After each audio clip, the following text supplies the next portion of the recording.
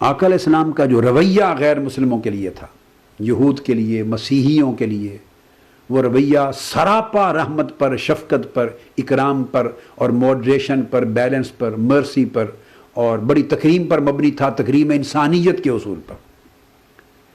حدیث پاک میں آتا ہے، جسے امام بہقی نے شعب الایمان میں روایت کیا اور حافظ ابن کثیر نے بھی السیرۃ النبویہ میں اس کو روایت کیا کہ حضور علیہ الصلوۃ والسلام کی خدمت میں جب بیرونی وفود، غیر مسلموں کے وفود بھی تشریف لاتے تو آقا علیہ السلام خود ان کی میزبانی فرماتے۔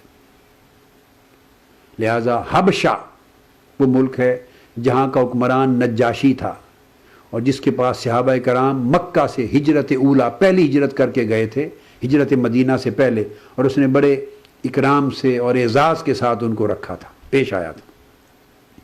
تو مدینہ منورہ میں آپ کی خدمت میں حبشہ کے مسیحیوں کا ایک وفد آیا۔ آقا علیہ الصلوۃ والسلام نے ان کو مسجد نبوی میں ٹھہرایا۔ آج ہمارے ہاں کنسیپٹ ہے غیر مسلم ہوں، مسیحی ہوں، ان کو مسجد کے اندر ٹھہرانے کا نہیں ہے، چونکہ ہمارا تصور اسلام جو ہے وہ مسخ ہو گیا ہے، تنگ ہو گیا ہے، ہماری ذہنی ساخت کے مطابق ہمارے مزاج اس تصور پہ غالب آ گئے ہیں، ہمارے من گھڑت تصورات نے اس اسلام کے وسیع تصور کو چھوٹا تنگ کر دیا ہے۔ ہم اخذ نہیں کر رہے براہ راست تصور اسلام کو سیرت نبوی سے، سنت محمدی صلی اللہ علیہ وسلم سے، فرامین نبوی صلی اللہ علیہ وسلم سے اخذ نہیں کر رہے۔ اس میں ہمارے اپنی جاہلانہ تصورات، ہمارے مزاج، ہماری طبیعت کی سختیاں اور ہمارے برین واشڈ جو مائنڈز ہیں، برین واشڈ جو لوگ ہیں، ان کی دی ہوئی جھوٹی تعلیمات اس کے اندر دخیل ہو گئی۔ تو آقا علیہ السلام ان کو، حبشہ کے مسیحیوں کو مسجد نبوی میں ٹھہرایا اور ان کی میزبانی کی اور مہمان نوازی آقا علیہ السلام نے خود اپنے ذمے لی۔ صحابہ کرام نے عرض کیا، یا رسول اللہ یہ موقع ہمیں عطا کیجئے، ہم جو موجود ہیں ہم مہمان نوازی کریں گے۔ آقا علیہ السلام نے فرمایا نہیں، انہم کانوا لاصحابنا مکرمین، یہ اس حبشہ سے آئے ہیں، جب ہمارے صحابہ اور ہمارے ساتھی وہاں گئے تھے تو یہ ان کے ساتھ بڑی اعزاز تکریم کے ساتھ پیش آئے تھے، بڑی عزت کے ساتھ پیش آئے تھے۔ لہذا انی احب ان اکافئہم، میں چاہتا ہوں کہ خود میں ان کے اس اعزاز و اکرام کے رویے کا بدلہ دوں۔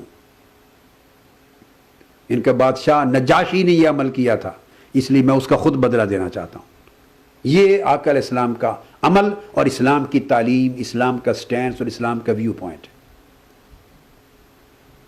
اسی طرح نجران سے مسیحیوں کا ایک وفد آتا ہے، نجران سے 14 رکنی وفد مسیحی لوگوں کا آقا علیہ السلام کی بارگاہ میں گفتگو کے لیے آتا ہے مدینہ طیبہ۔ آپ نے انہیں بھی مسجد نبوی میں ٹھہرایا۔ یہ ایک واقعہ نہیں، کئی واقعات ہیں، آقا علیہ السلام کی پالیسی ہے، مسجد نبوی میں ٹھہرایا۔ اور پھر ان کی اپنی عبادت کا وقت آ گیا۔ انہوں نے صحابہ کرام سے پوچھا، ہم اپنی عبادت کرنا چاہتے ہیں، وہ کہاں کریں؟ صحابہ کرام نے حضور علیہ الصلوۃ والسلام سے دریافت کیا۔ آقا علیہ السلام نے فرمایا، انہیں کہو اپنے مذہب کے مطابق ہماری مسجد نبوی میں ہی انہیں اپنی مذہبی رسوم کے مطابق عبادت کرنے کی اجازت ہے۔ مسجد نبوی میں اپنی نماز پڑھی، عبادت کی، مگر رخ کعبۃ اللہ کی طرف نہیں کیا، اپنے مذہب کے مطابق سوئے مشرق رخ کر کے اپنی نماز ادا کی۔ اسے امام ابن سعد نے الطبقات الکبریٰ میں بیان کیا، اسے امام ابن القیم نے زاد المعاد میں بیان کیا ہے، اسے امام قرطبی نے الجامع لاحکام القرآن میں بیان کیا ہے۔ طبقات ابن سعد جلد اول صفحہ 357، قرطبی الجامع لاحکام القرآن جلد چہارم صفحہ 4، امام ابن القیم کی زاد المعاد جلد 3 صفحہ 629، جو نسخے ہمارے پاس۔ اب اندازہ کیجئے آقا علیہ الصلوۃ والسلام تو اس قدر موڈریشن کا، بیلنس کا، وسعت کا مظاہرہ فرمائیں تو یہی تصور دین کا ہے۔ مجھے اچھی طرح یاد ہے کہ ہمارے مسیحی بھائی پاکستان سے، ان کے مختلف ڈاکٹر اینڈریو فرانسس ملتان کے جو بشپ ہیں، ان بشپ وہ آئے، ان کے ساتھ اور کچھ بشپس آئے، کچھ ان کے پاسٹرز آئے، کچھ فادرز آئے، کچھ ان کے مذہبی سماجی سوشل رہنما آئے، کوئی پولیٹیکل لیڈرز آئے۔ ایک بہت بڑا وفد تھا، اپنا ایک روزہ افطار کرنے کے لیے، اپنے مذہب کے مطابق ایک روزہ افطار کرنے کے لیے منہاج القرآن میں آئے۔ ہم نے ان کے کھانے کا اہتمام کیا، روزہ افطار کیا۔ تو ڈاکٹر اینڈریو فرانسس نے مجھے کہا، جو جو بشپ ہیں ملتان کے کیتھولک بشپ، انہوں نے کہا، اور نمائندہ سمجھے جاتے ہیں پوپ آف روم کے، کہ ہم نے نماز پڑھنی ہے اپنے مذہب کے مطابق، ہمارا اس وقت ٹائم ہو گیا تو ہم کہاں پڑھیں؟ میں نے کہا ہمارے رسول پیغمبر آخر الزمان صلی اللہ علیہ وسلم کی سنت ہے، آؤ مسجد میں اپنے مذہب کے مطابق نماز ادا کرو۔ میں ان کو مسجد میں لے گیا، اجازت دی کہ یہاں اپنے مذہب اور اپنے عقیدے کے مطابق اپنی عبادت کرو، نماز پڑھو۔ یہ تھی سنت رسول صلی اللہ علیہ وسلم جسے اپنایا، مگر ہمیں معلوم ہے بے شمار لوگوں نے اس پہ خدا جانے کیا کیا باتیں کی، بے شمار لوگوں نے۔ اور اگلے دن میں کمپیوٹر پہ سن رہا تھا کسی مولوی صاحب کا بیان، انہوں نے اسی بات کو کوٹ کرتے ہوئے پتہ نہیں کیا کیا برا بھلا کہا مجھے اور کیا کیا سنائی۔ مگر افسوس، میں ناراض نہیں ہوتا اس پہ، خفا نہیں ہوں، دعا کرتا ہوں کہ اللہ پاک فہم عطا کرے، دین کی صحیح معرفت عطا کرے، قلب و نظر میں وسعت عطا کرے، اور سیرت محمدی صلی اللہ علیہ وسلم کے مطالعہ کی توفیق عطا کرے۔ ہماری اندر کی تنگ نظریاں اور تعصبات نے دین کا امیج خراب کر دیا ہے۔ ہم دین کا کیا تصور اگلی نسلوں کو پیش کر رہے ہیں؟ وہ دین جو انسانیت کا دین ہے، یاد رکھ لیں، وہ ہندوستانیوں کا دین نہیں ہے، وہ پاکستانیوں کا دین نہیں ہے، وہ صرف سعودیوں کا دین نہیں ہے، افغانیوں کا دین نہیں ہے، خطے کا دین نہیں ہے۔ جہاں الحمدللہ رب العالمین پوری کائنات کے لیے اللہ رب ہے، وہاں وما ارسلناک الا رحمت للعالمین، ساری کائنات اور جملہ مخلوقات کے لیے حضور رسول اور رحمت ہیں۔ پوری کائنات اور جمیع عوالم اور جمیع مخلوقات کے لیے جو صاحب ہوش اور مکلف ہیں، حضور نذیر، مبشر اور نذیر بنا کے بھیجے گئے ہیں۔ اور سلطو الی الخلق کافہ، ساری مخلوق کے لیے، جمیع خلق کے لیے حضور رسول بن کے آئے ہیں۔ خواہ وہ اسلام قبول کرے یا نہ کرے، حضور اس کے رسول ہے صلی اللہ علیہ وسلم۔ وہ آقا علیہ السلام کی امت میں ہے۔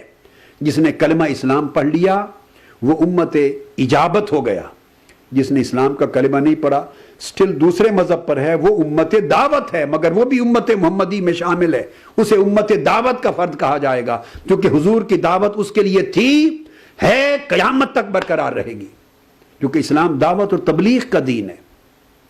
اور جس نے قبول کر لیا اسلام، مسلمان ہو گیا، وہ آقا علیہ السلام کی امت اجابت میں آ گئے۔ تو حضور علیہ السلام کو تو سب کے اوپر شہادت عطا کی ہے، سب کے اوپر نبوت اور رسالت عطا کی ہے، اور آپ نے ارشاد فرمایا یا ایھا الناس انی رسول اللہ الیکم جمیعا، کبھی نہیں فرمایا یا ایھا الذین آمنوا انی رسول اللہ الیکم جمیعا، یا ایھا المسلمین انی رسول اللہ الیکم جمیعا، نہیں فرمایا اے ایمان والو، اے مسلمانوں، کلمہ پڑھنے والو، میں تم سب کی طرف اللہ کا رسول بن کے آیا ہوں۔